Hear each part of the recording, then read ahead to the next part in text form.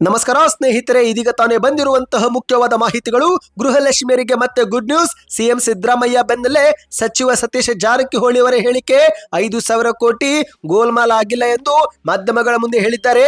ಬಾಕಿ ಕಂತು ಜಮಾ ಬಗ್ಗೆ ಗುಡ್ ನ್ಯೂಸ್. ಎಲ್ಲ ಮುಖ್ಯವಾದ ಮಾಹಿತಿ ನೋಡೋಣ. ಮತ್ತೊಂದೆಡೆಯಲ್ಲಿ ಪಕ್ಷಕ್ಕಾಗಿ ನಾನು ಸುಮ್ಮನೆ ಭಾಷಣ ಮಾಡಿ ಹೋಗಿಲ್ಲ, ಬಾವುಟವೂ ಕಟ್ಟಿದ್ದೇನೆ, ಕಸವು ಕೂಡ ಗುಡಿಸಿದ್ದೇನೆ ಎಂದು ಡಿಕೆ ಶಿವಕುಮಾರ್ ಅವರ ಹೇಳಿಕೆ. ಇದೇ ಮಧ್ಯೆ ಕಾರ್ಯಕರ್ತರನ ಕರ್ತವ್ಯ ಏನು ಗೊತ್ತಾ ಎಂದು ಪರೋಕ್ಷವಾಗಿ ಡಿಕೆ ಶಿವಕುಮಾರ್ ಅವರಿಗೆ ಯತೀಂದ್ರ ಅವರು ಟಾಂಗ್ ಕೊಟ್ಟಿದ್ದಾರೆ. ಎಲ್ಲ ಮಾಹಿತಿ ಬಂದಿವೆ ಸ್ನೇಹಿತರೆ. ಚಿನ್ನಾಭರಣ ಪ್ರಿಯರಿಗೆ ಶಾಕಿಂಗ್ ಸುದ್ದಿ. 1,40,000 ಗಡಿ ದಾಟೆ ಬಿಡ್ತು ಚಿನ್ನದ ಬೆಲೆ ಮತ್ತಷ್ಟು ಏರಿಕೆ ಆಗುತ್ತಾ ಆಗೋಲ್ವಾ ಎಂಬ ಕುರಿತಂತೆ ಶಾಕಿಂಗ್ ಮಾಹಿತಿ ಬಂದಿದೆ.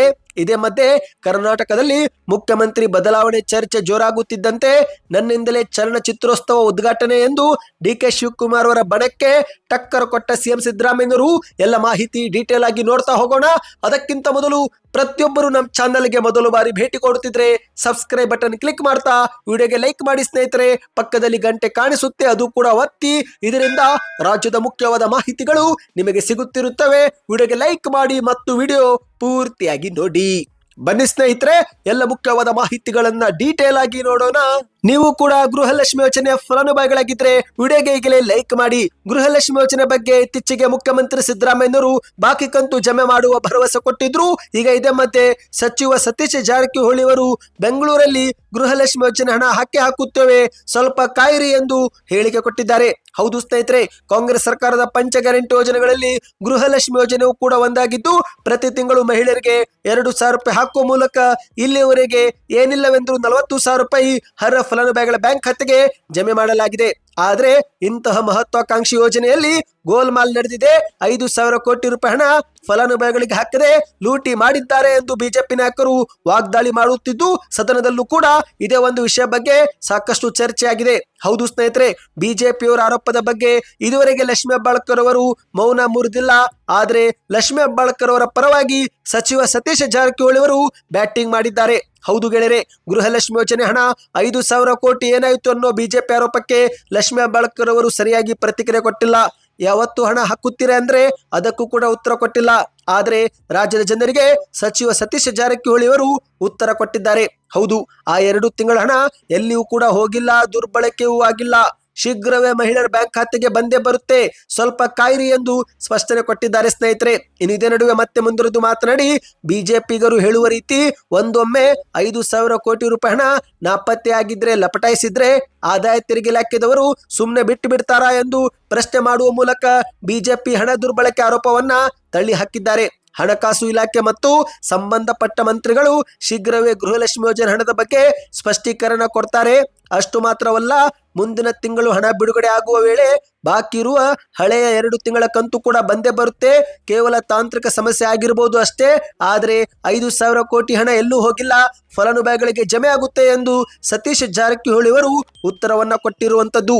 ನೀವು ಕೂಡ ಗೃಹಲಕ್ಷ್ಮಿ ಯೋಜನೆ ಫಲಾನುಭವಿಗಳಾಗಿದ್ರೆ ವಿಡಿಯೋಗೆ ಲೈಕ್ ಮಾಡಿ. ನಿಮ್ಮ ಬ್ಯಾಂಕ್ ಖಾತೆಗೆ ಒಟ್ಟು ಎಷ್ಟು ಕಂತು ಜಮಾ ಆಗಿದೆ ಕಮೆಂಟ್ ಮಾಡಿ.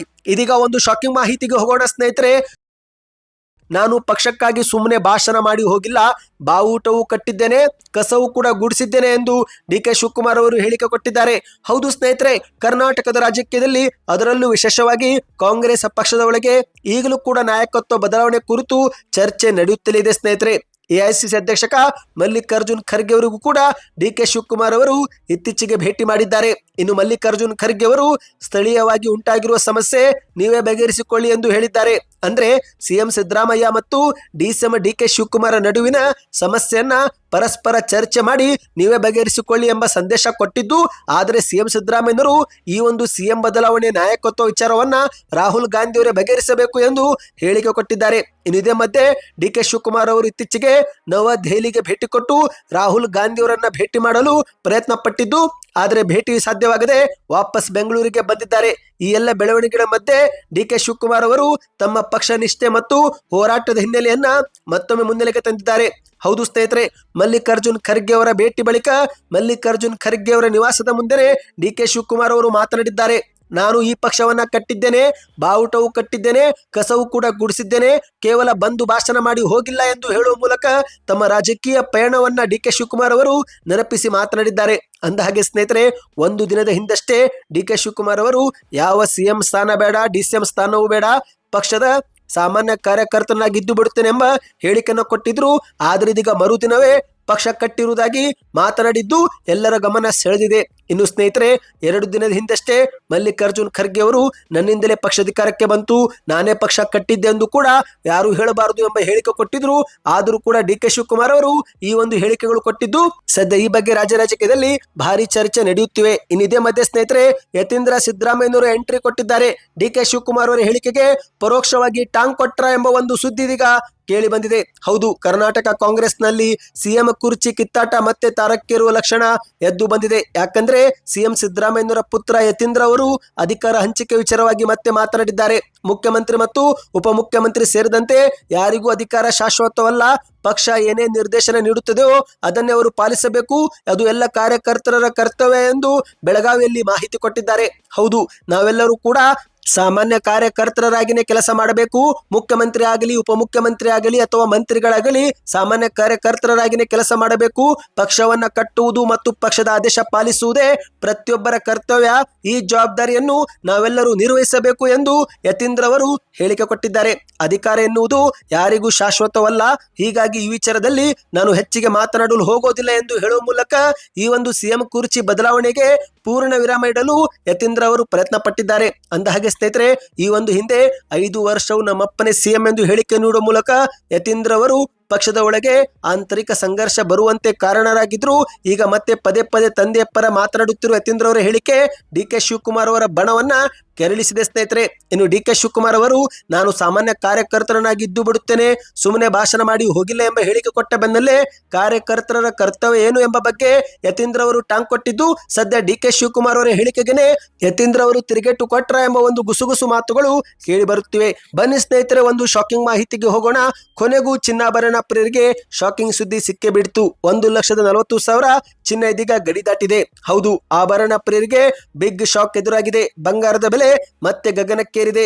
ಚಿನ್ನದ ಬೆಲೆ 10 ಗ್ರಾಂಗೆ 1,40,000 ಗಡಿ ದಾಟಿದೆ. ಹೌದು ಸ್ನೇಹಿತರೆ, 2025 ಮುಗಿಯಲು ಕೆಲವೇ ದಿನ ಬಾಕಿ ಇದ್ದು ವರ್ಷದ ಕೊನೆಯ ತಿಂಗಳಲ್ಲಿನೇ ಚಿನ್ನದ ಬೆಲೆ ಸಖತ್ತಾಗಿ ಏರಿಕೆ ಕಂಡಿದೆ. ಚಿನ್ನದ ಬೆಲೆ ಮತ್ತೆ ಜಿಗಿತ ಕಂಡಿವೆ. 24 ಕ್ಯಾರೆಟ್ ಚಿನ್ನದ ಬೆಲೆಯಲ್ಲಿ 770 ರೂಪಾಯಿ ಪ್ರತಿ 10 ಗ್ರಾಂಗೆ ಹೆಚ್ಚಾಗಿದೆ. ಅಂದ್ರೆ ಸ್ನೇಹಿತರೆ, ನಿನ್ನೆ ಪ್ರತಿ ಗ್ರಾಮು 13,930 ಇತ್ತು.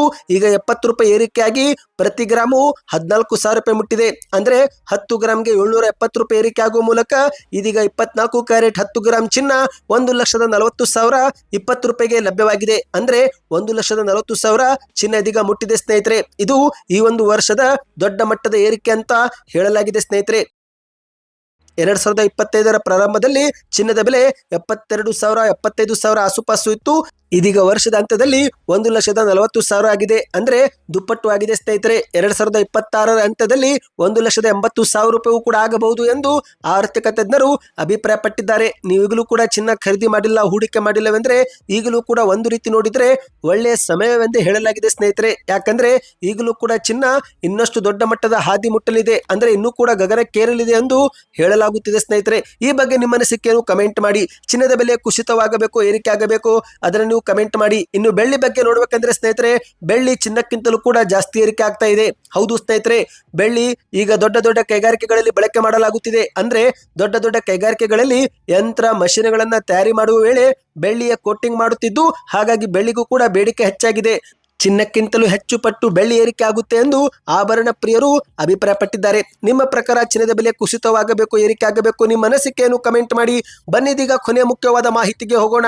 ಸಂಕ್ರಾಂತಿಯೊಳಗೆ ರಾಜ್ಯದಲ್ಲಿ ನಾಯಕತ್ವ ಬದಲಾಗಲಿದೆ ಎಂಬ ಡಿ.ಕೆ. ಶಿವಕುಮಾರ್ ಅವರ ಬಣದ ಶಾಸಕರ ಹೇಳಿಕೆಗೆ ಸಿಎಂ ಸಿದ್ದರಾಮಯ್ಯನವರೇ ಟಕ್ಕರ್ ಕೊಟ್ಟಿದ್ದಾರೆ. ಹೌದು ಸ್ನೇಹಿತರೆ, ನನ್ನಿಂದಲೇ ಚಲನಚಿತ್ರೋತ್ಸವ ಉದ್ಘಾಟನೆ ಎಂದು ಹೇಳುವ ಮೂಲಕ ಡಿ.ಕೆ. ಶಿವಕುಮಾರ್ ಅವರ ಬಣಕ್ಕೆ ಸಿಎಂ ಅವರು ಕೌಂಟರ್ ಕೊಟ್ಟಿದ್ದಾರೆ.